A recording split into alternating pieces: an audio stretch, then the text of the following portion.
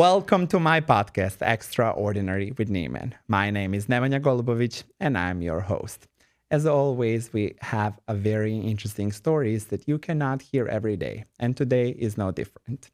She is a founder of one of the largest festivals, vegan festivals on the planet. Also founder of Vegan Exchange, the festival I was talking about. It's a vegan street fair. She's a founder of Vegan Content Creator Con because she is content creator herself and so many other things. But I want to get immediately into it because I'm so excited to have here with us today, Jessica Cruz.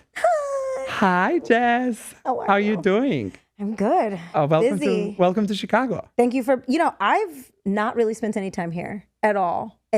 In Chicago. Have you been here before? It's like a pass through. Just haven't spent any time here. So when we were coming, we were like, make sure that we do everything that you say to do. And do you see how gorgeous the city is? It's beautiful. We've got opportunity to experience our lovely weather, to tell people how beautiful weather really can be in Chicago. Weather. It's really good weather. And I came from LA, so it was really hot over there. This is really nice. And you are here doing some work too, right? Yes, I'm doing some work. So we got to come out here and shoot some content for a brand, a vegan egg company out of the UK. I love that. And they're launching in the US. So they reached out to me because they know I have creator friends and creator experience. And they were like, we want to get this out to the creators. So we are doing a beautiful event at your restaurant. Buried the lead a little bit there. And we're having some friends come out and try some really good food. And you were able to, thankfully, get the product and make some really yummy things with it. Wonderful. We're going to get into that. But before we do, I want to let you know on my podcast, I go from the day you were born. Wow. Literally. Okay. I just want to know all. Okay. I want this to be your life story podcast. Are we okay with that? I'm ready. Are you sure? We might cry. Listen. That would not be the first, probably not even the last time. Like it's not extraordinary with Neman episode if there are a little bit of a tears. But I want to know first, where are you from? Where were you born and where did you grow up? I'm Puerto Rican and I grew up in the Bronx, New York. My father was in the Navy. My mother was a postal worker. My grandmother actually raised me until I was about 7 years old because my mom she was alone. My dad and her split. And I spent time with my grandmother, who I consider like my second mom. So I went to school in New York, in the city itself, at NYU. I skipped a lot of years there. I don't know how much you want to know about all that. But it was, I think that growing up in New York makes you tough and makes you resilient and gives you just a different look on life. I love where I come from, but there was also a lot of shame from where I came from, right? Because you kind of feel like maybe it's a little ghetto here and you don't want to be ghetto. Now I have more shame about that. So I'm like, why was I feeling that way about, And I went to NYU and, I used to talk like this. This is how I used to talk. And then I went to a university where I had to speak a little bit more proper. And I purposefully chose to lose my accent and just fit in and assimilate with everybody else so that the professors took me seriously. Is the accent gone now? It comes out when I'm with family, mostly, or when I'm back home. But for the most part, this is it. Yeah. I don't even know what it is anymore. I have so many friends who have a different type of backgrounds. And it's not that they are faking the accent. They just transition into the way that they speak the family, the way that they speak to me, because I'm, English is not like my native language or something like that. So I see them in a different roles and stuff, but it's just who they are, and I love it. Accent can change, and that's totally fine. Yeah. But I want to know a little bit more about your family. You said mostly grandma raised you. Who was in the house with you? Who did you live with? Do you have any brothers, sisters? So I had two cousins, older cousins, and they also weren't able to be cared for by their dad and mom. So my grandmother raised me and two of her grandkids, with three of us all together. They were older. They were getting into trouble. It was not necessarily the best upbringing for me. Eventually, my mom was able to take me back home. What was the original reason she didn't take you from the start? She just couldn't financially handle it, working as a single mom and also keeping me at home. So my grandmother, I guess, offered, I don't really know how it worked. Actually, I probably should ask one day. And so I just ended up there with with her. She had more time, I guess, on her hands to be able to raise us. So she raised the three of us. And eventually my mom got together with a man who was able to take care of me and her, and she got pregnant. I have a half brother. We grew up together. And I never So considered how him like a old were half. you consider him as a brother? He's a full brother. Yeah, of course. We grew up together. And then how old were you when your mom took you back? 7. 7. So for the first 7 years, pretty much like you grown up with your grandma. Did you believe she was your mom, or like you knew? I knew she wasn't, but I called her mom. Like pretty much my whole life. I had 2 moms, like mom and mom. And like, that's just how it was. Cause she was my mom. Like she was there for every, those first 7 years are really important in your life. And she was there for all of it. And my own mom wasn't. And that, we could talk about that all day. There's a lot of trauma around that. My mom and I are still in each other's lives, but we've spent quite a bit of time apart. And it was only a couple years ago that I decided to allow her back into my life because of breast cancer, which I'm sure you'll talk about eventually. We had a rough childhood together. Like she ended up splitting from that man, and then it was just her again as a single mom now who didn't know how to be a mom with 2 kids. And I became sort of like a mom myself when I was 12 years old. To your brother. Yeah, my brother. How younger he is than you? 7 years younger than me. Yeah. So where did you guys lived in that point? Did the 3 of you live together? Yeah, we lived together in the Bronx. It was a little bit more of I grew up in the South Bronx, and if you hear about the South Bronx, there's stereotypes, right? It's like, oh, you hear gunshots all the time. Kind of a little bit. It's more so like very drug heavy. I grew up in the 90s, right? I was born in 82. So 1982. And in the 90s, it was all drugs. So my older cousin was into drugs and was in prison for most of his life. My father ended up getting also addicted to drugs and was kind of homeless for a good part of his life. And he was around, like he would try to come around every so often. But I didn't really have a great relationship with my dad. I wanted one because I didn't know any better, right? Like it's your dad, you're his daughter. It's like, but I didn't know how bad it was for most people in the Bronx. I really didn't. I knew childhood as it was. Like I live with my grandmother. These are my cousins, and my dad's over here. My mom's over here. There was nothing cohesive about what was happening. This just felt normal to me. So when my mom eventually took us back, and this man, his name is Louis. He's my stepdad, right? He bought us a house in a really nice part of the Bronx, closer to like Long Island. And I went to Catholic school, and it was more suburban than I had been accustomed to. So it was a very different life than what I was originally brought up in. So you felt that was better? Could you as a kid notice the difference in the lifestyle that you guys were leading, or? I think as I got older, I started to realize it. And that's kind of when the aversion to like people who were living worse off than me kind of started, right? It's such a weird thing when you start to look at your life from a vantage point that's a little bit more separate from when you're fully in it, because you're just like, you don't want to be associated with like people who have less because now you have more. It's a really messed up thing that like society will do to you. But I don't know that I noticed it in the moment, but I knew I was in a better situation because I was never into the drugs or anything. That wasn't my thing. So I was separate enough from that. And I would also see my cousin like going through drug spells. And were you ever a situation that was around you, that was accessible to you, that was offered to you and you said no?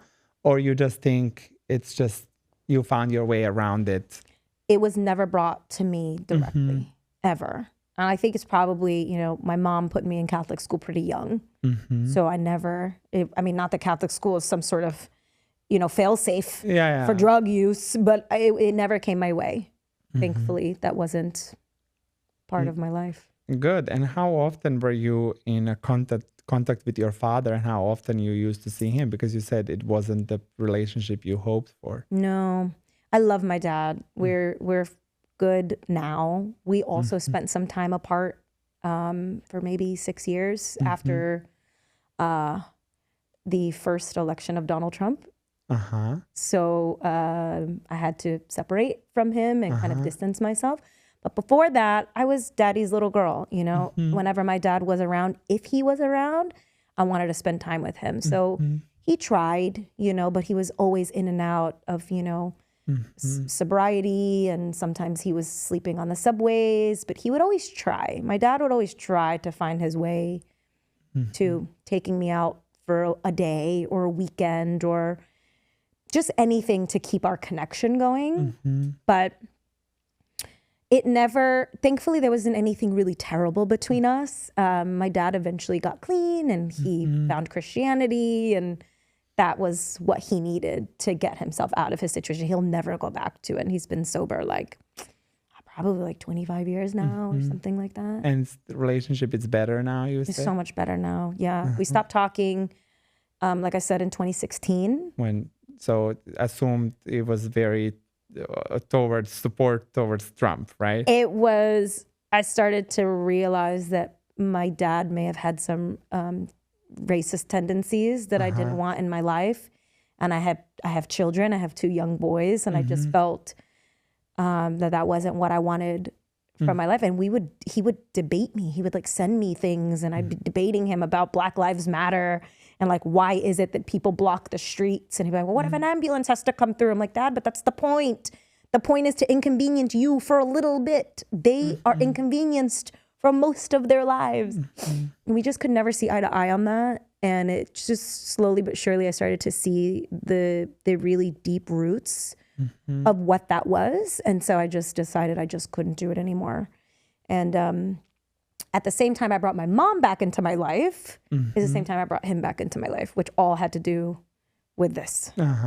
Okay, we'll talk about that. But I want to know a little bit more about your childhood. This is so intriguing to me. You said, I'm New Yorker, and I hear that from so many people. When we do talk about tough things in the conversation, my friends who are from New York, they'll say, oh, don't worry, I'm a New Yorker. Like I could basically can do anything, which it sounds from your story. In those moments of some rough times, so you said like, you know, you're living with the grandma and a cousin is in prison and things like that. You probably as a kid are not even realizing that you're in a bad situation. You just think this is life and, you know, I got to live it. What are some of the happy moments that you remember? What are some of the happiest memories from your childhood that, you know, how we say those were the days? Yeah. What are yours? I have a lot of them. You know, I'm thankful that I didn't have, like I said, I wasn't wrapped up in the terrible things that my uncle, my dad, my cousins, like I didn't get involved in any. I have a lot of really good memories. My family was really close and we would spend every Christmas together. My aunt and uncle had a video store. So they were like they were the prize of the family, right? Like they had this thriving business, and whenever things would happen, they would be the ones that were like, okay, everybody come to our house. We're having this giant dinner. Christmases were like 100 people in their house. It felt like every Christmas. And for Puerto Ricans, Christmas is Christmas Eve. It's not Christmas Day. So it's like a family reunion, 100 people in the house, food, music. We would sing Christmas songs. Like we would sing the 12 Days of Christmas as a group. I mean, like fun stuff like that. Like I will never forget that as long as I live. And then Santa comes down at midnight and gives gifts to the kids. And it's just, that's the kind of stuff that I try to instill in my kids now, you know, like things that are things that I will remember forever. And I have a lot of those. 4th of July, same. My family just loved to get together and spend time together. So those are, there's quite a few of them. Some of the beautiful memories. Yeah, I like that. There's a lot of them. And then I want to know how long you have lived in New York. What was the first time you left it? You've lived different places throughout the life, right? When is the first time you're leaving New York? I left New York when I was 26. I had come out to Los Angeles to be on a reality show where I met my ex-husband, who was a producer on that show. And we fell in love. It wasn't a dating show. But anyway, we basically started a life, and we packed up my little Acura with all my things, and we drove across the country, and I came to LA in 2009. So that was when I first left. I was 26 years old, and you know. And have you lived in LA ever since? Ever since. Oh, okay. And then I do want to ask, I've seen like a short clips, but I don't have no idea what the reality TV was about. Tell me that. Tell me that story. I was a contestant on American Gladiators, which is like a very popular American show. I think it's in other countries as well. But I grew up on it in the 80s. It was all about like just these giant people fighting against regular people. Yes. So they brought the show back in 2008, and I was like, I'm going to be on this show. I like manifested myself being on the show. I tried out. It was like 70,000 people, and they thought I had an interesting story because at the time I had lost 55 pounds. And they were like, okay, this is a good story. So it wasn't really about how strong you were or how athletic you were. It was really about like, how good is her story, which is what like reality TV started to become at the time. So yeah, it was the highlight of my life. Like I met my ex-husband there. Now my ex-husband. I have 2 children because of it. I moved to LA because of it. It changed the entire course of my life. How long did the reality show shooting lasted? It was like 4 weeks. Yeah. And were you like passing through the different stages? Or how does it work? Yeah, like, yeah. They bring out, so you go through multiple stages, right? First, they interview you in your city. So you go through to your city and there's like, I don't know, like 2,000, 3,000 people trying out for the show. And then you have to show some sort of athletic prowess. So they wanted me to do pull-ups and some stuff. And then they interview you. That's really what these are all about. They just want to see how good you are on camera. And from there, they chose at that time, like maybe 60 people out of all of the cities that they did this in. So they did this around the country. And then they brought us out to LA for a week where they tested us on camera. They tested us with all the whole entire setup. And then from there, they picked 40 people. So it went, I don't know how many applied or tried out, but it was tens of thousands. Like, it's always like hundreds of thousands of people apply. Everyone wants to be on a reality Everybody. TV. And was it good? Was it a good money? Was it like a good experience? No money. It was no money. It was a great experience. It was something that I had seen growing up. So it was really near and dear to me. It's cool to be a part of it. Yes. Like I get to say that now. How far did you get? I just did 1 episode. So I did really well in the episode. If you can find it, you can find it. I've seen the clip, like your personality, it's very different. Yes. I was 26 and very bubbly and there's a lot of energy. This is very chihuahua. But that's who I was. Like I was just this bubbly, big personality. And so it was like the first parts of the show, they do like little contests, right? So jousting and basketball things. And so you rack up points. And then at the end, there's the final sort of obstacle course. And I lost in the obstacle course. It was just too much for me. But it was fun. It was fun. I loved it. And then you fell in love with one of the producers. Tell me about that. I wasn't supposed to do that. He was just like a cast producer, and he was so funny, and he was so sweet. And he clearly liked you because he casted you. He didn't cast me. Somebody else casted me. He didn't cast me. He was like the one that made sure everybody in the house, not the house, but that was a contestant was going to where they needed to go. So if they had to go to doctor's appointments or they had to go to set, so that was his job. And then you were like, oh, I got lost again. Right. I don't know where I'm supposed to go. And then you started dating him. And when did you marry him? So he proposed to me 4 months into us meeting each other. Oh, wow. We got married a year late, like a year to the day, basically, that he said he loved me. It was really quick. Yeah, and then we moved to LA in 2000, like literally that year, 2009. It was quick. I did that show in 2008. I was married in 2009. Wonderful. And then when did you get your first kid? Oh my gosh, 2013. Okay, so it took a while. Yeah. Oh, okay. Yeah, we took our time. Yeah, we had to get our footing. And now I have 2 kids. 2 kids. Okay, and how long were you married for? 12 years. For 12 years. Okay, Yes. it's a decent amount of time. Yeah. When that fell apart, do you want to talk about it? Do you want to tell me a little bit how, why, and also like how does that feel?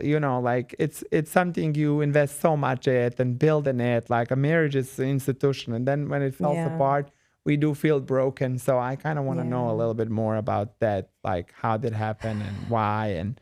Yeah. I mean, why? It's such a hard question. Like, there's no answer to that. Yeah. But tell me a little bit more about it. Yeah, I'll preface this whole thing by saying my ex-husband and I are great friends. We co-parent like G's. We just spent the weekend together for my son's birthday with like our whole family. And it's like a very modern family situation. So he's got a girlfriend, she's got a son. We spend time together, Christmas together. We all just get along really, really well. This all happened during COVID. During COVID, I was just kind of sitting there and I just asked myself if this was what I wanted for the rest of my life. And not that it was bad by any means. He's a great husband, really was. There's just something missing for me. And I just didn't feel like myself. I felt like I was just a mom. I was just a mom and a wife. But I'm so much bigger and more than that. And I just felt like I had to step outside of this situation and be me again and find myself again. And so that's really what happens. Like, it wasn't anything malicious or terrible. He was not a bad person by any stretch. I just felt like there was a hole somewhere, you know? And how did kids react to that? And I think, it's hard. Like, it's basically like family breaking apart, How did you tell them? And I don't remember how we told them. So 5 years ago now, but it was during COVID. So everything was hard back then, It's like they weren't in school and it was hard for them at first, They didn't understand. And the little one specifically was like, I want mom and dad to be back together. Like, I want you to be in the same roof. Because we split times. It's like 1 week with me, 1 week with dad. How did you split the living situation? Did you move out? I moved out. He stayed in the house. Then he ended up selling the house, buying something else. And so we would do every other week. So I would, but again, we would still see each other. We would have dinners spend even time together and all everything. the time. Because our thing was, we both came from divorced homes. Like I told you, my dad and my mom, they split when I was 4. So I never grew up in a home with 2 parents, let alone 2 parents who liked each other. Like, they hated each other. And it showed, and I felt it, and I knew it. My earliest memory is my mom pushing my dad out the door. Like, that's what I remember.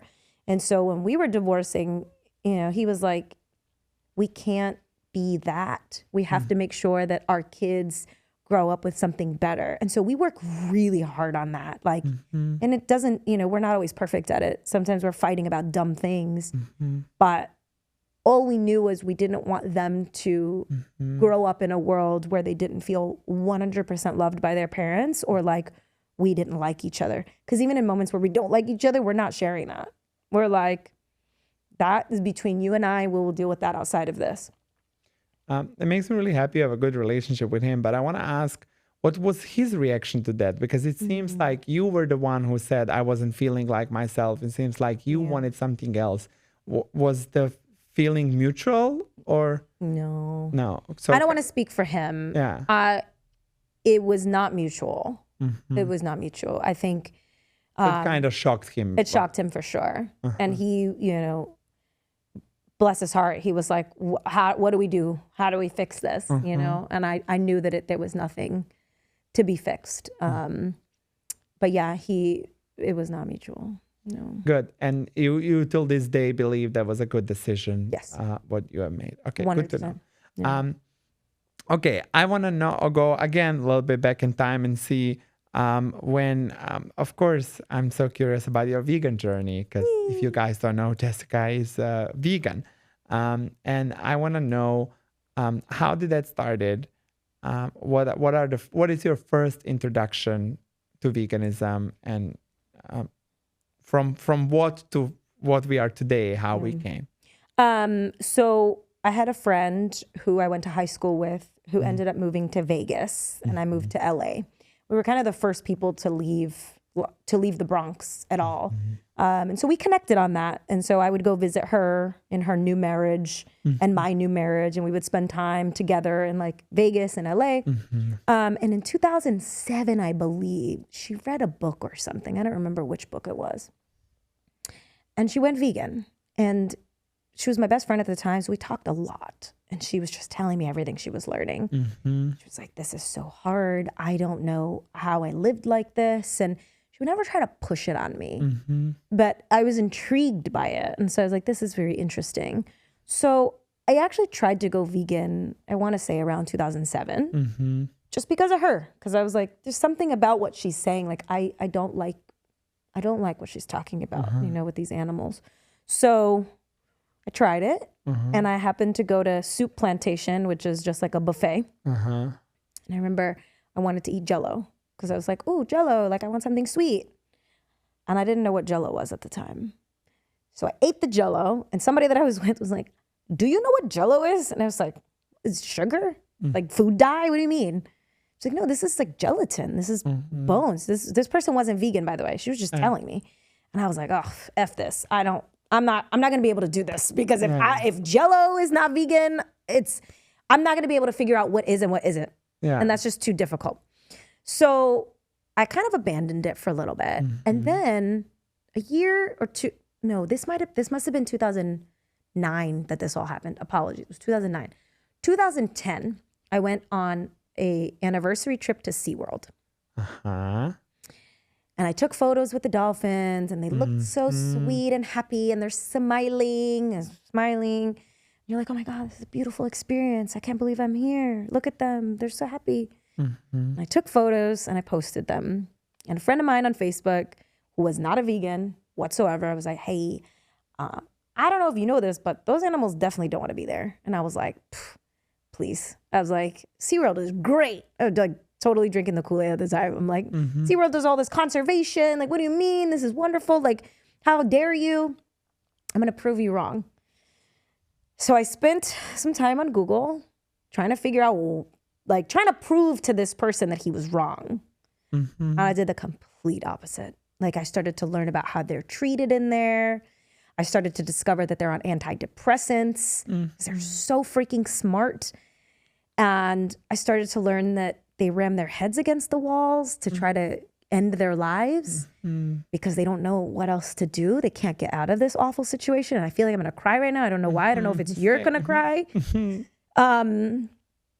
But that really touched me because I thought, like, these animals that we think are just there for us to be entertained by, like they have an understanding of their life.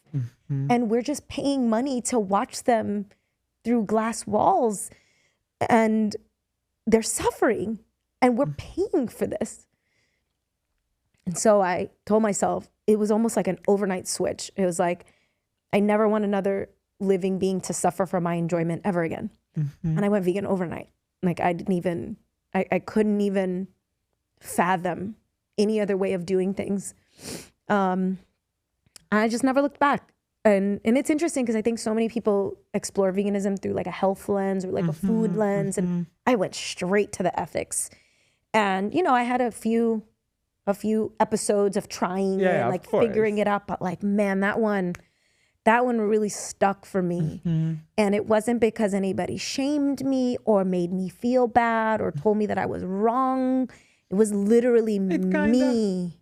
Kind of friends told you. A little bit. Well, no, he said, "I don't know if you know, but they don't want to be there." He didn't say you paid to put them there. That's the difference. Okay. Because I think my brain was able to like make the choice for me versus feel like it was based on shame. It wasn't. It was based on like information that I found. And funny enough, I'm sure we'll talk about this, but like in my activism, that's kind of what I use, like this idea of, I call it veganception, where it's like I have these events where people show up and they're fun and they're inclusive and the food is good. And I'm like planting this little seed that maybe grows later, Absolutely. Right? And later on you go, you know what? It always does. You see how like your friend in 2009 planted seed in you. Yes, she did. That did not grow immediately, but when all the dots connect. It's such a unique story about the dolphins, because who doesn't like them? They're so beautiful and people love them so much. And what you have done, most people do with the best intentions. Nobody goes to SeaWorld because they're a bad person or because they have because they go out of love. They love these beautiful creatures that they just want to be close to, and they think, out of my love for them, I want to shower them with a hug, I want to pet them and things. And as you have said, many awful things that are happening in those pools. They live in the pools instead of the ocean. But one of the things that really absolutely broke my heart is if they don't perform, they starve them. They have no way of catching the food for themselves. They can't provide for themselves because they're not in the ocean. They're in the pool. The only source of their food is what humans give them. So often, if they chose to be rebellious and not perform and not do all of these cute things that we are paying to see, they're starved. Yep. They don't get food. Yep. And that was what absolutely broke me. And the other day, I saw one of my online friends. This little boy I adore. He's so sweet and cute, and like this, his whole, at least online persona that I know of, like I really admire.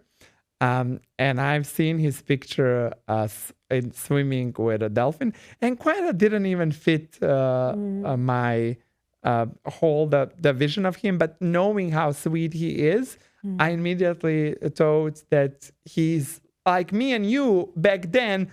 We just want to be close to this animal. So I sent him a message and said, we need to talk. I said a little hard, of course. And then, but just wait to hear how awful of a person I am. Because he said, talk to me. And then I proceeded with explaining why we should never, ever swim with a dolphin. Turns out the little boy is an angel that he presents to be, and he is a part of the rehab program where they help the dolphins. And that dolphin he took a picture with, it's now in the ocean. I was like, okay, I'm just going to eat my shoe right now. But the thing is, I told him, I did not judge you in any second. I literally just wanted to provide you with information. And then he responded to me, said, no, your approach was very sweet and reasonable, and I understand. And then we talked about a little bit about Mexico banning all of those shows because they're huge in Mexico. Yes. Like probably they happen more there than like anywhere else in the world, and Mexico banned them. And he seemed to be very happy about it. So we kind of found, back to being friends. But that's part of, I'm again, not going to judge you, not going to shame you, but I'll never not provide you with an information. Every opportunity I have. And I said, we need to talk. And he said, talk to me. It was not like completely unsolicited. Sure. But again, I should have maybe asked first, did you pay for this? You didn't know. You were also coming from a place of a good place. Exactly. Just I want to educate people on what really dolphins are going through, because some of my vegan friends, you just met 2 hours earlier, my friend T, and she always shares this hilarious story of 2 of us at the restaurant where she pulled out the list of the things she wants to do as her bucket list. And a lot of that list included animals on it, but it comes from her place of law. And she's vegan. She doesn't consume, but originally she went vegan for health. Now she's like a little bit more thinking about animals. But that list had a lot of things that involve animals and included swimming with the dolphins. That's her desire. And I said, oh, absolutely no. I was like, give me the list, give me the pen. We friends, I'm comfortable there. I started crossing the things off the list. I was like, what are you doing? Yes. And I'm like, you're not swimming with the dolphins. And she's like, why?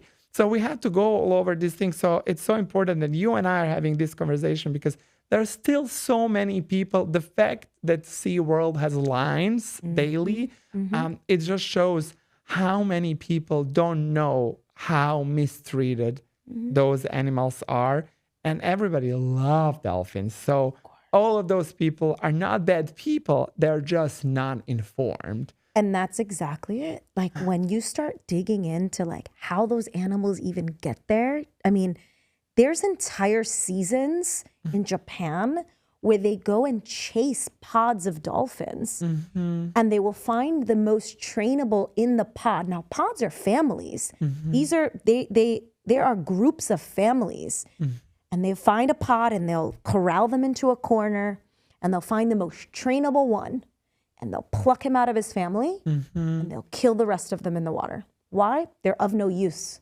They're of no use to them. And the waters run red. There's a documentary called The Cove, if anybody's interested.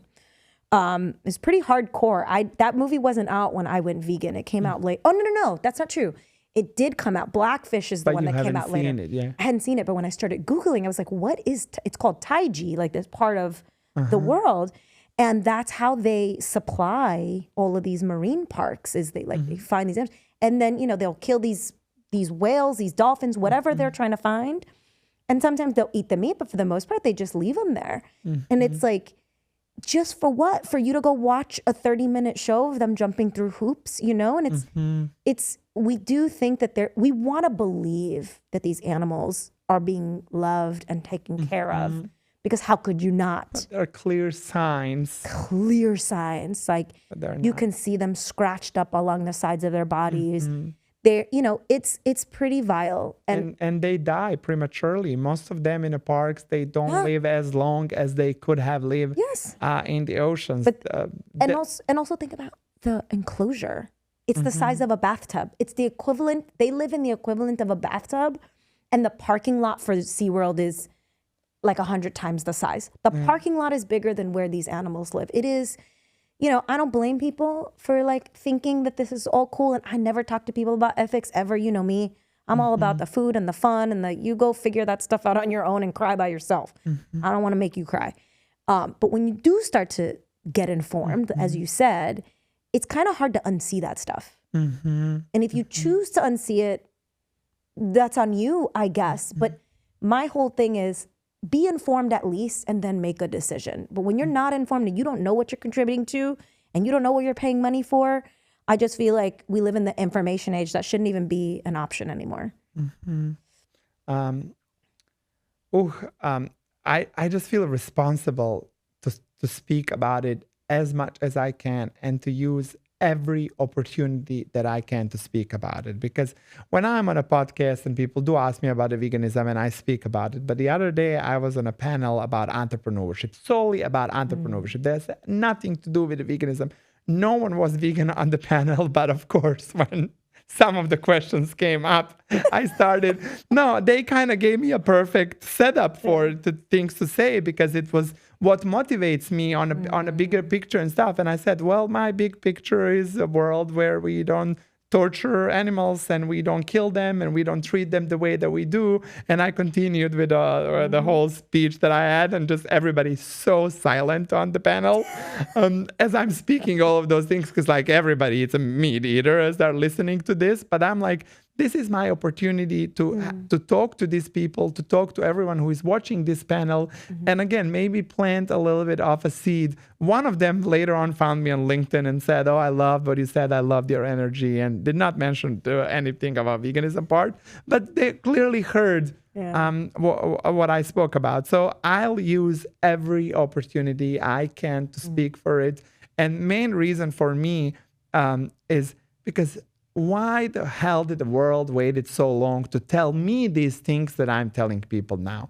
I feel like for me to go vegan, it literally took one-on-one conversation with somebody who knew all this, because we don't need science to really understand that cow's milk does not make much sense to be consumed by humans. We don't need a science to also understand the way we treat cows. It's wrong. It's really not that much of a work that we need to do besides one simple conversation that immediately turned me. First, originally actually made me a vegetarian, because no one spoke to me about egg and dairy industry, just of the way that animals are treated. I cannot even say somebody spoke to me, but I found that I followed PETA and I found some of the videos and I was like, oh, this is awful. I was so clueless, bless my heart. I had no idea. I literally thought that by going vegan or vegetarian, it's going to affect my health. But I was so ready. I was so ready to die, but to not do that, how horrifying it was. But then I had no idea about the egg and dairy industry. But the second it clicked for me, I was like, oh, okay, that's it. So every vegan says this, our biggest regret is not doing it sooner. And I do regret not doing it sooner. And I'm mad at the world for never giving me an opportunity to know this sooner. I grew up in Montenegro. We have like never heard of like what a vegan even was. Right. Not like I knew what a vegetarian was, but I could hear it maybe in a movie or something like that. Not that I knew of a vegetarian anywhere around me. So just simply did not know these things were possible. And then how you learn about all of those things, for me, it didn't take to learn and then to wait. Like I immediately jump on it. So I have this very lovely, compassionate friend that I just visited in New York, and he knows, and he tells me, I so agree. The morals of veganism are the right, and I like support 1,000%. And I'm like, then what is stopping you? That's where I get confused. Like for me, it was when I had a whole information, that was it. Like I couldn't just know it all and then continue contributing to it. Again, I'm going to use every opportunity that I can to like speak about it. So thank you for this moment of Delphin story and education. I loved it. And I love how, for most people, especially the one who are ethics and focused on the animal welfare when they go vegan, it's mostly a cow or a cute little pig and stuff. Like for you, you were inspired by the animal that humans don't even consume. Most of the humans, like it, they're not eating dolphins. We are not breeding them for food. So it's so lovely how you made that connection and did that. But now I do want to talk about you. Like, how does your vegan journey develops? What do you do, and how do we come from that moment of you becoming vegan to running? Is the vegan street fair officially the largest? Probably one of the largest. It's one of the largest, yes. Festivals on the world. Yes. How we came from little Jess watching a sad little dolphin movie, going vegan, to having one of the largest vegan festivals on the planet. So it's a very long journey. I'll try to make it nice and short and sweet. I went back to New York as a vegan in 2010. It was the first time back home as like this in this new lifestyle. And I was like, oh my God, I want to try everything. I want to eat everything. You know how you are when you're a vegan for the first time. Like you just want to eat all the food. And at the time, there was no like really good apps. Happy Cow existed, but sometimes it would send me on a train for like an hour and I'd be really mad because I'd be like, I'm hungry and I'm not there and now I'm hangry and this sucks. Anyway, place would be closed. So I was like, I'm going to create an app. I'm not an app developer by any means, but like in my head, I was like, I'm going to make an app that's like more up to date and that gets people to, these goals. I'm going to gamify it. It's going to be like all these things. So I spent 3 years developing an app, if you can believe this. I had no idea. You had no idea. It was called The Veg at the time. And I had a developer. It was like $15,000 for a developer. Eventually he ran away with the money and we were just like, oh no, like we don't have an app. There's nothing here. We eventually ended up somehow or another, like he ended up paying it back eventually. But in the process of this, I had this like large database of all of these vegan and vegan friendly places all over the country. And I was like, if I try to eat at all these places, because that was the goal, right? It was like to get people to try to eat at as many places as they could. It's like, if I try to eat at all these places, it would take me 10 years. I was like, so what if I create an event where they all come to me instead? And Vegan Street Fair was kind of born off of this, like one door closing, another one opening, but also the idea of how do I bring as many people as possible into this in a way that doesn't feel like there's a barrier? Because at the time, there was only 2 vegan events in Los Angeles, only 2, and they were both ticketed. You had to pay an entry fee to get in. And one was like a veg fest, which is like just for vegans. And the other one was a beer and food festival. And that was also pretty much just for vegans. So I was like, I want non-vegans to try this. Like, it's not about, I don't make vegan events for vegans. I tell this people this all the time. You and me, you could drop me and you in the middle of nowhere. We'll find the vegan things. Like, we'll be fine. It's like, how do you introduce as many people to the vegan lifestyle as possible? So it kind of was born off of my upbringing in New York, because in New York, there's this event called San Gennaro Fest. And it's an Italian festival. It happens for like 2 weeks. There's good music. There's good food. It's a total vibe. It's been going on for like 40 years. And you don't have to be Italian to enjoy it. You just show up, you eat the food, you leave, and you feel good. So I was like, how do I do that for veganism? How do I give people good feelings and say, you don't have to be vegan to enjoy this? come and eat it, come and have a good time and leave here happy. Do whatever you want with that later, right? That's that veganception part, like planting all those seeds.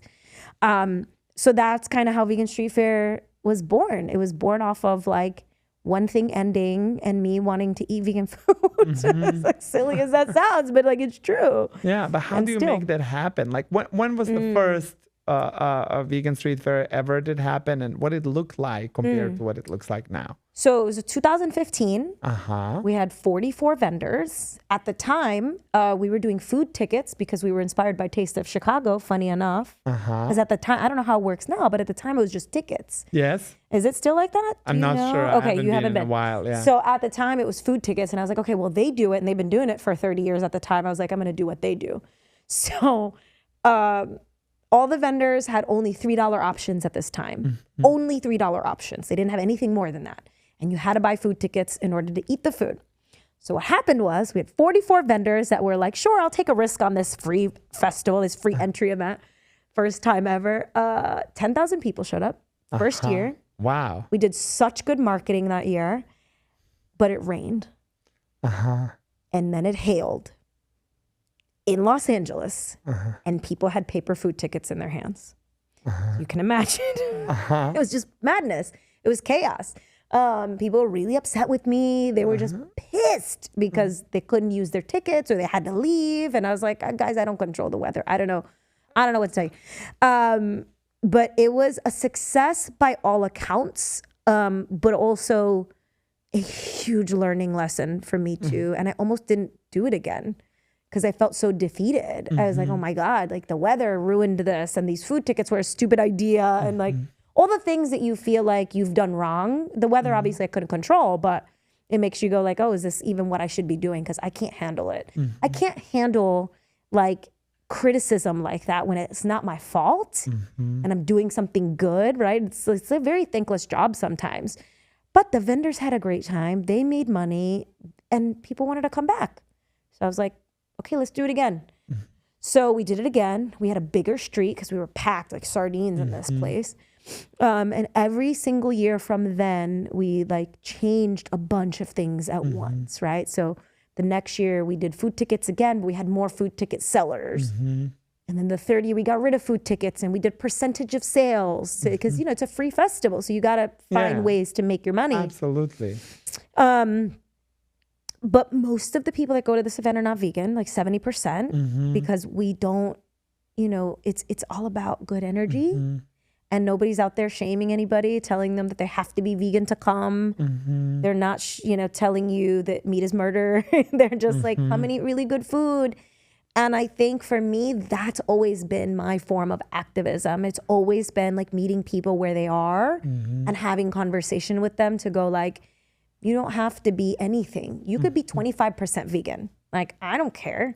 You don't have to be 100%. Like that's who I've always been. And it's kind of how my activism has sort of shaped itself over the years. It's like, I'd rather make 100 people 25% more plant-based than work on 25 people being 100% vegan. Because it's still impactful and it's still less animals in the food system. With every meal, with every single meal, it's an impact. Every single one. Okay, I want to ask you then it seems like a vegan street fair really grew. Like then 2016, 17, 18, 19 feels like when it exploded and it was so big and great. And then the next year something happened.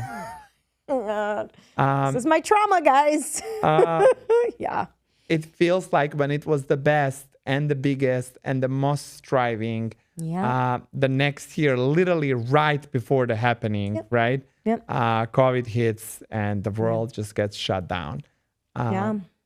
What do you do? How did you feel about that? Like, what are the things that you had to do? I mean, like you have this thriving business that it's a festival where people gather around and like no groups larger than like 12 were allowed anywhere in the country. Right. So what did you do? Yeah, it was hard. I mean, 2019 was our biggest year to date. It was a 2-day festival. We had 200 vendors. We had 60,000 people at that time. It was massive, massive. And I had a team of people, like 10 people under me. My ex-husband and I were working on this together, and we we were able to live off of this, thankfully at the time, and the vendors loved it. The vendors were making so much money.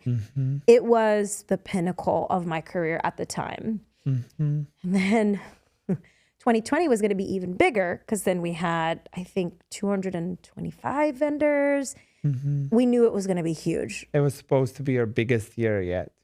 It was supposed to be our biggest year yet.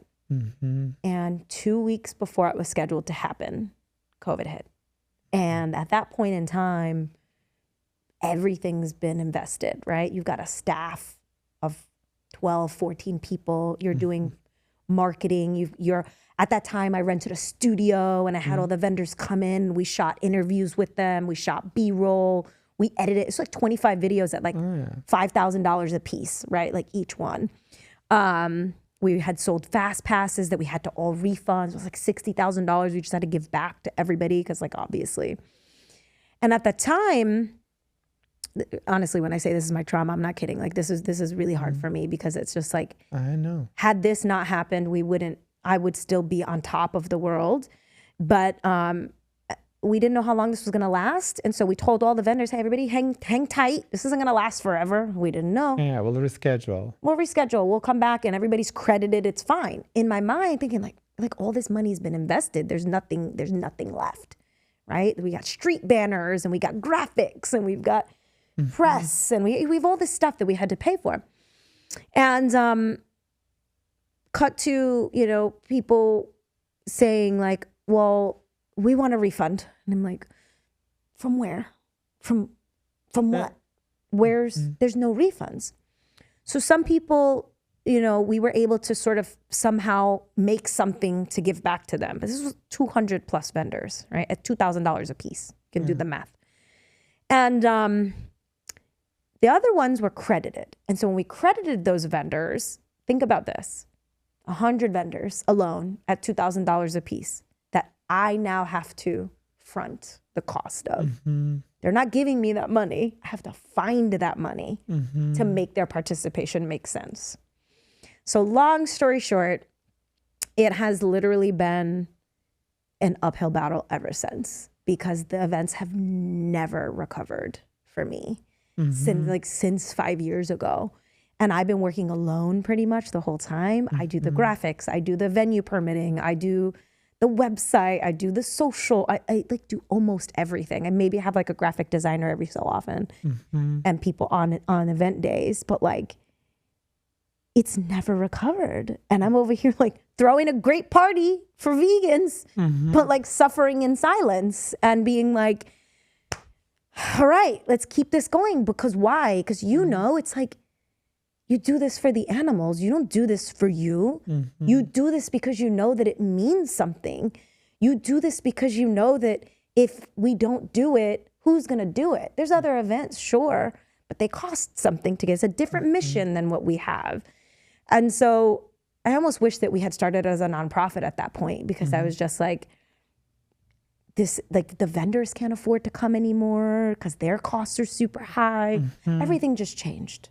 Everything in the whole world just changed. And we're just like, and I say we, but I really mean me. Like, I'm just like, I gotta keep going. Like I'm in the mud, but I gotta keep going. Cause I just don't feel like I have any other choice. I know I can quit. I know I can stop.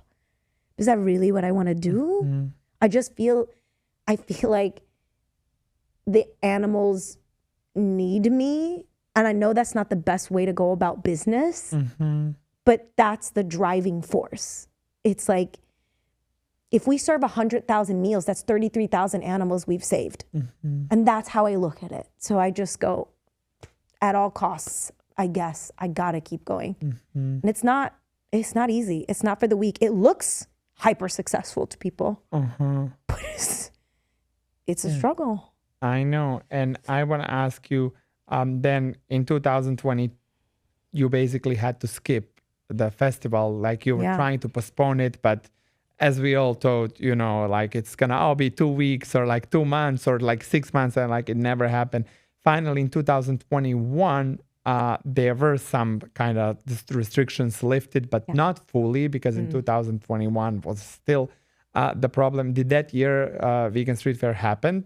No, we were able to bring back Vegan Exchange, which is the Exchange, smaller one. Yeah, small that one. one was easier to do. When did the Vegan Street Fair happen again? 2022. So in between the 2019, so you basically lost the 2020, Yeah. you lost 2021, and that was majority, like most of your income. So like for 2 years now, Nothing. you're not only not making money, but you're also in so much debt with all of these thousands of dollars that were invested in the festival that like never happened. People are demanding refunds. You don't have that money because like you put it in.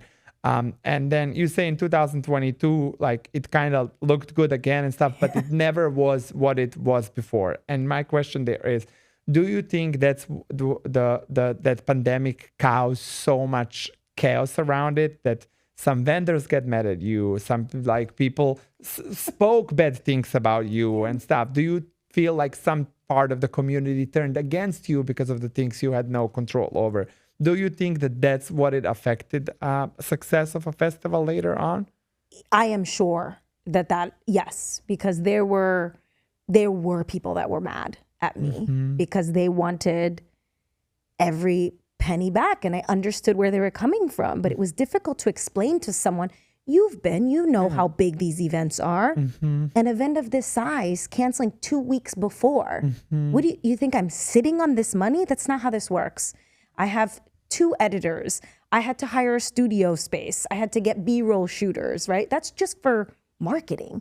It's nothing to do with everything else. With everything else, the city, it's paid the fees and like all the things, as you say, the setups, the graphics above and all the things. So like, yeah, I understand. But also, do you think that's because festival was so large, some people did not see you as like 100%. one single human being, but as a big business corporation, and they couldn't understand that you can just not birth this money now, that like you as one single person running this business couldn't just have it. Like, do you think that people could not put themselves in your position? 100%. And that was the hard thing, because had the event happened, everybody would have been happy, counting their money, going on vacations, buying new equipment like they did every year before that, because of what I had built.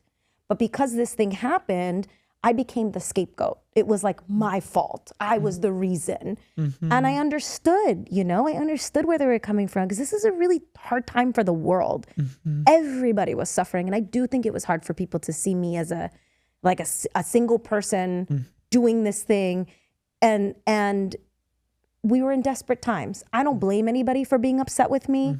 I think that I've tried to prove myself over several years of like, look at everybody who still rocks with me, right? Like the vendors who did come back and were like, I'll be there every single, you could talk to Maya's Cookies and she will sing my name to high heaven. You can talk to Senavia. You talk to so many vendors that are like, Jess has looked out for us since the beginning. That's just this one thing, this one blip really like ruined me for a very long time. And I should have probably quit. I could have quit because the vitriol was nasty. And I didn't know any other way other than like, I'm going to make it right. I have to keep pushing. I have to keep going. I can't stop because it's not about me. It's never been, you guys could be mad at me all you want, but this isn't about me. None of this ever has been. So I do think that was a really very real possibility. And I know that probably affected some things for sure. But a lot of those vendors also still, they don't even exist anymore. They're not even doing events at all. They've shuttered their doors or, so it's so many weird combination of things. Okay. So now I got to go to the other thing that you had to go through, and it's health-wise. And in the middle of somewhere, all of this that is happening, right? This is now we are going into 2023, maybe when you are preparing again festival to happen. And was it supposed to be the first time that you travel? It was I was already traveling at this point. Okay, so it's like started happening in another city. So you expanded it not just in LA. And tell me what changes in your health you are experiencing. So in 2022, I decided, okay, I have to try to make back, some of this money and sort of get back to normal. So in order to do that, I'm going to do more events. in other cities, because you can't do it in LA 12 times a year. You can't do it. Correct. Yeah. So I started to go to New York, Atlanta, Seattle, Bay Area. And in September of 2023, I was sitting on my couch working, of course, as I do. And I happened to just be sitting here, just hand here. And I discovered a lump under or in my breast. And within 2 days, I was like, I'm going in. Like, I don't know what this is, but I'm going in. I went in to urgent care, and it was Kaiser. They did a ton of tests on me really quickly. And long story short, within a few short weeks, I found out like 2 days after Vegan Street Fair Bay Area that I had breast cancer. And if I didn't think that I was beaten up enough by COVID and like everything that I had to endure with that, breast cancer hit. And I was just like, okay, so what do we do? Docs, what do we do? I've got kids. How do you find out? Well, I felt it. No, how do you find out is who tells you? Does the doctor say to you, Jessica, sit down, this is a cancer? They called me as I was driving home from, I think, dropping my kids off at school. Did they tell you stop driving, pull off the road while you're driving? She said, we need you to come in and speak to our surgeon. And I asked her outright, because I knew I was waiting for this phone call. So I was like, can you tell me what it is? And she said, you have breast cancer. And, you know, you ever watch movies where they have that like tunnel vision where like everything just, that's exactly what happened. And I was driving. She probably should have told me to pull over. And that was how I found out. And I don't even remember what happened after that, if I'm being very honest with you. And I feel that because it's some of the most traumatic scenes and experiences, just like it blurs out. Blur. You remember maybe asking questions for you in your mind how serious it is, because this has killed a lot of women. So is that first thing in your mind? Is this going to kill me? Am I going to die? Absolutely. I have children. Like you think about your kids first. You're like, you know, I feel like I went through like the fear phase really fast because I had made, this is going to sound so crazy. I made the choice that I wasn't going to die. I made that. I didn't know how far along it was. I didn't know anything about it. Nobody knew at the time what it was. But I was just like, I have to survive. Like there's no other option. There is no other option.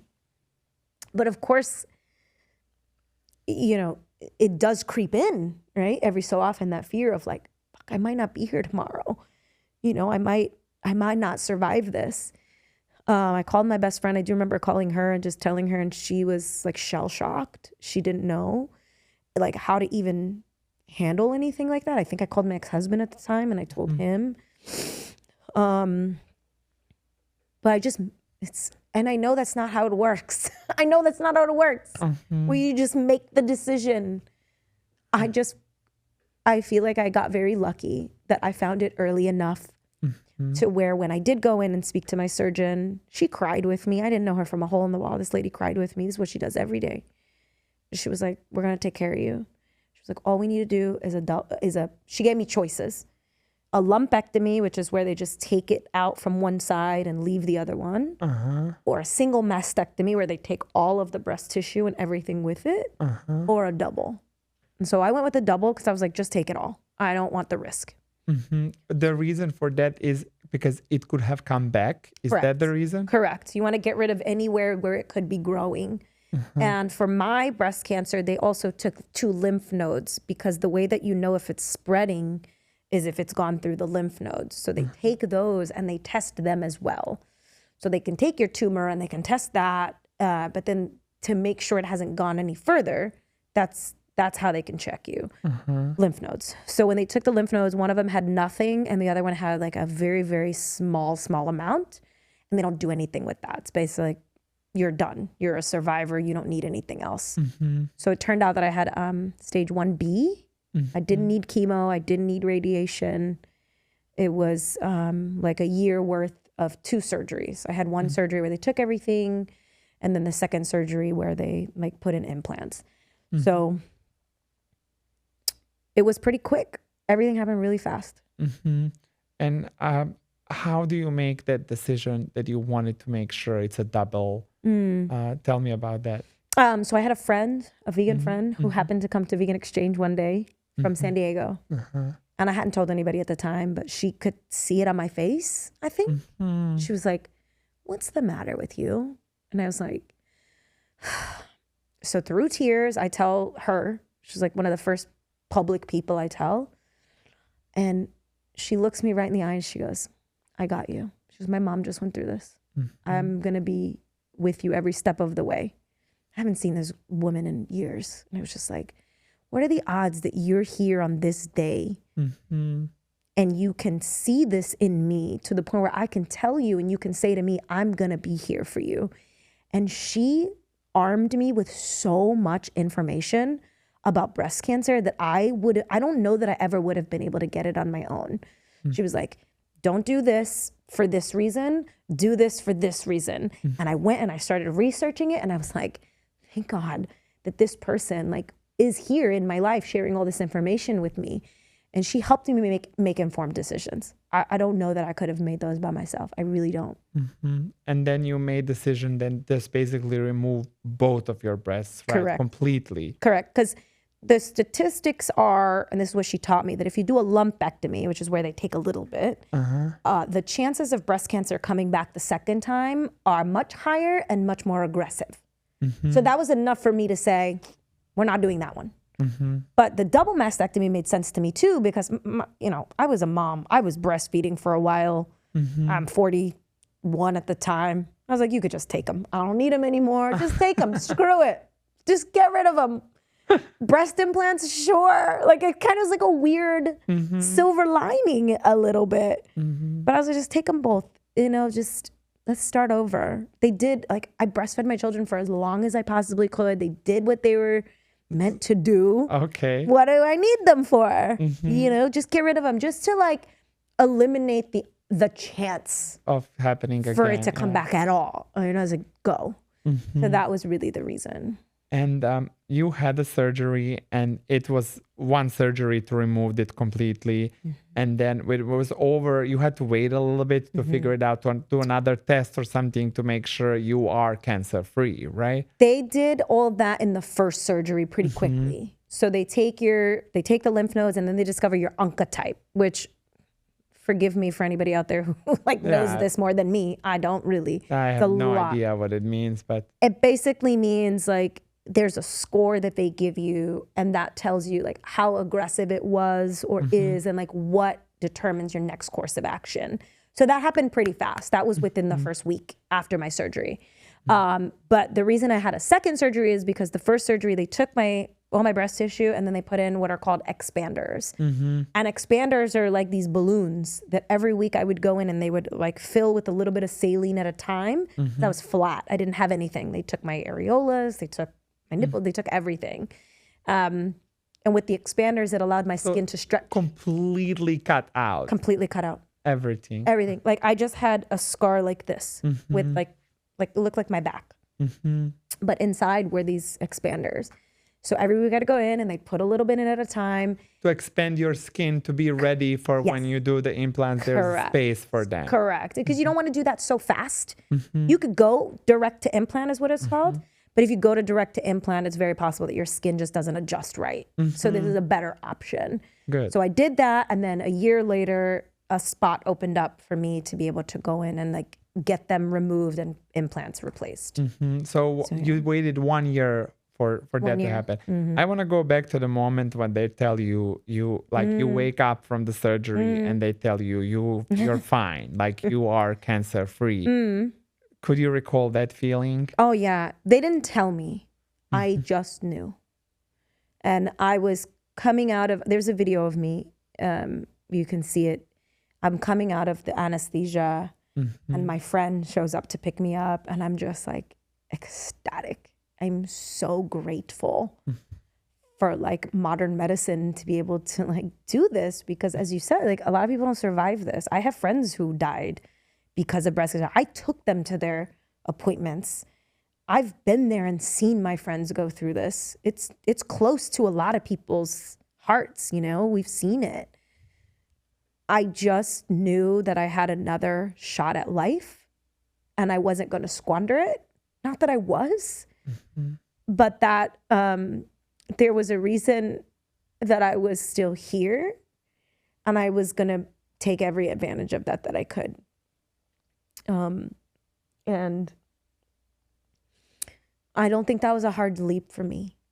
You know, I think I was really lucky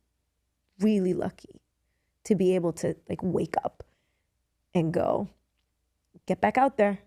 You have things to do. And guess what? It could be taken away from you tomorrow. So don't let this go to waste. And that's how I've lived ever since. And a year later, you said you went back to replace what the temporary expanders you had with a permanent implant. Yeah. How happy are you with that? They're amazing. Yeah.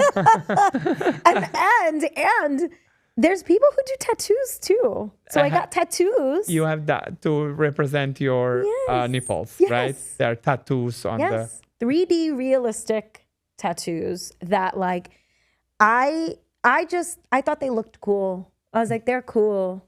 I'm gonna do it. Why not? But I was fine like having this Barbie, you know, body with no nipples. I got those tattoos and it made me feel fully complete. And I didn't even know that I needed it. Like it's life-changing what those people do. You know, it's not something you really even think about, but she made me feel whole again. So you're happy with the way that turned out. I am. Makes me so happy. And while this is all happening, you're still working. Like you are still trying to make this festival work that like once was so successful and now it still is, it's still happening, but you struggle. What is going on there? Like you're literally like having a surgery, recovering from the breast cancer, but the festivals don't stop. Like some cities you have canceled, but the LA one never stopped, right? The LA one never stopped. In fact, I was in Las Vegas 3 weeks after this first surgery with drains coming out of my body. And you had the festival there? Yeah. Oh, wow. And I was like, the show doesn't stop. And I did that, and I went out there.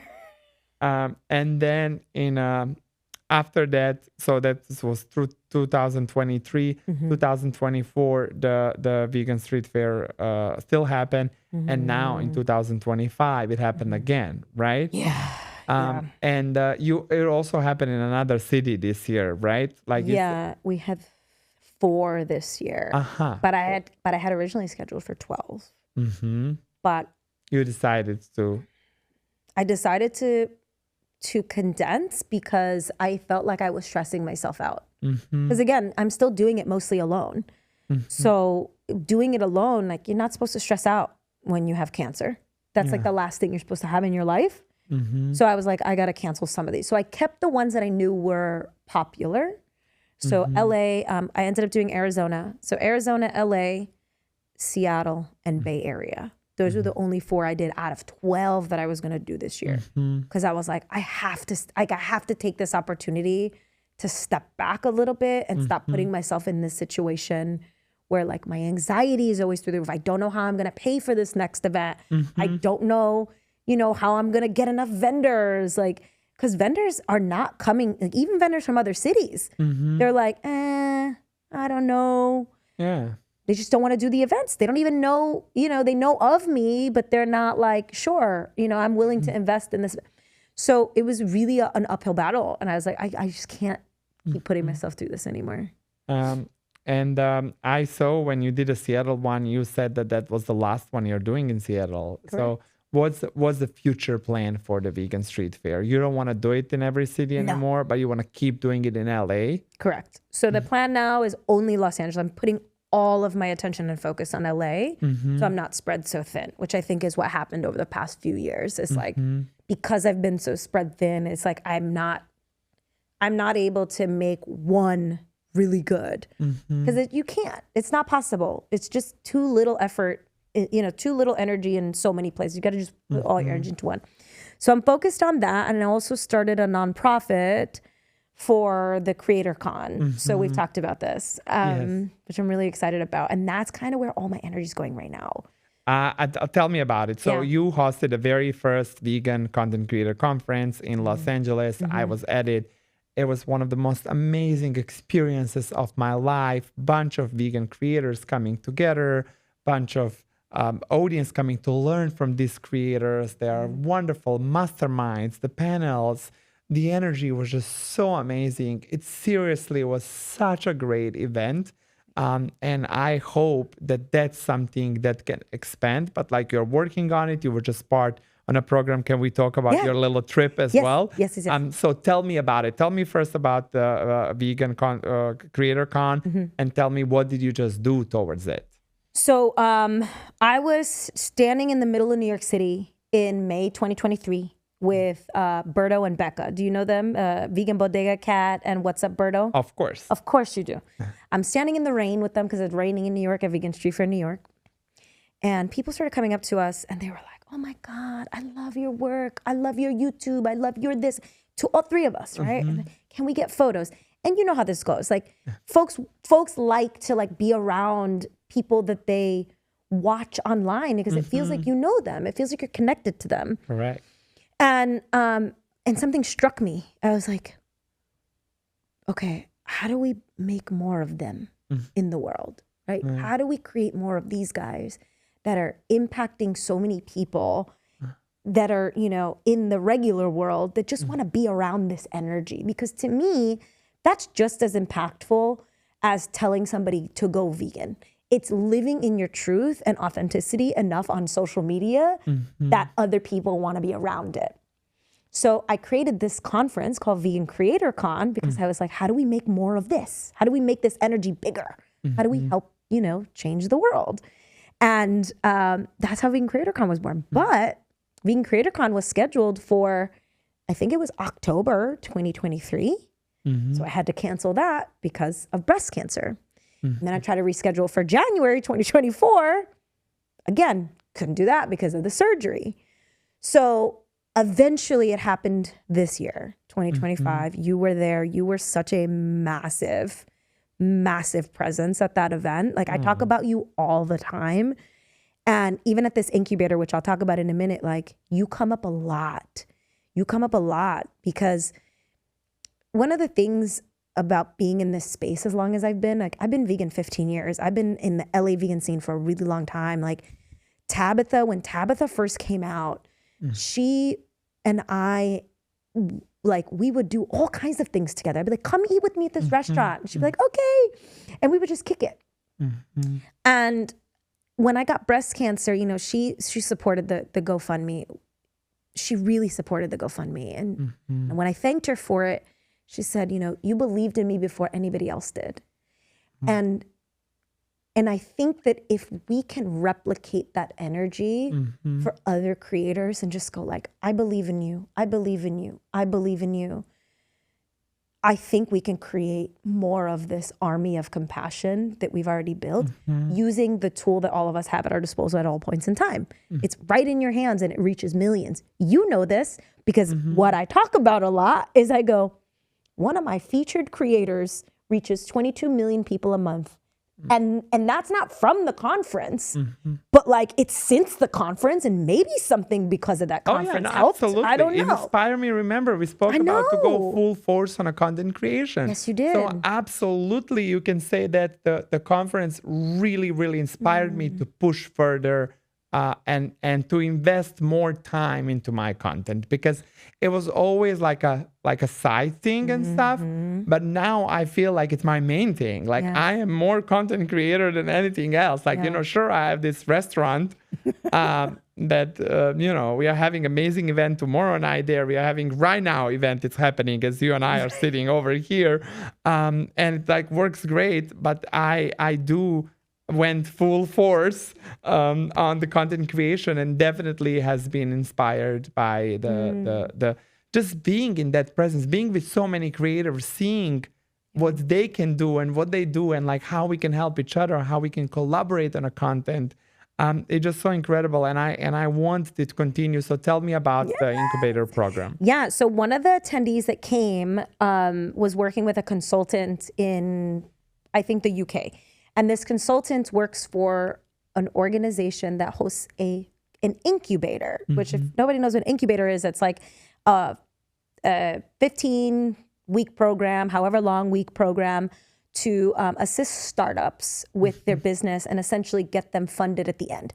So when it comes to like a regular startup, they're looking for investors. But when it comes to a nonprofit incubator, they're looking for like, how do you get funded as a startup organization, as a startup nonprofit?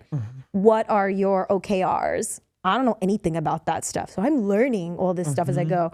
How to make your budgets. What is the problem and how are you the solution and why?